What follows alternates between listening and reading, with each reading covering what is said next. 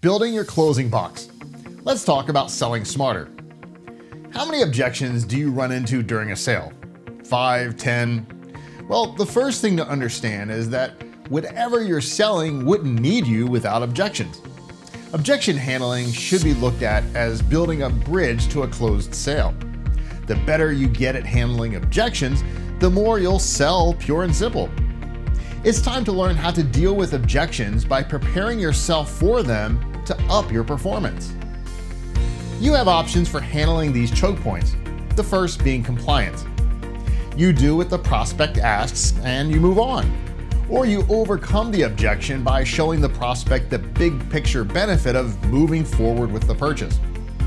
The objective is the same with all objections: to diffuse and resolve said objection, moving closer to a closed sale. The key to handling objections is never on-the-job training. Don't lose income opportunities because you failed to prepare. The best way to handle objections is through practice. First, write down the top 5 objections you face on any given day. Second, find another salesperson and do role-play exercises. These exercises must be filmed. The secret to self-training is self-awareness.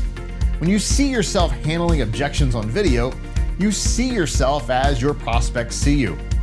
You'll start to have aha moments about your approach to selling. It can be very humbling when you start doing these sessions, but the payoffs will make it all worth it. In a short period, you'll see dramatic improvements in your confidence and your position on the leaderboard. When you improve handling the first 5 objections, move on to the next 5 until you're satisfied with your performance. Without question, the salespeople that train regularly with filmed role play always are the best of the best. If you want to be the best, you must do things differently than the rest. If you do these exercises for 10 to 15 minutes a day, you'll look at a newly minted salesperson in the mirror in 30 days. Believe it.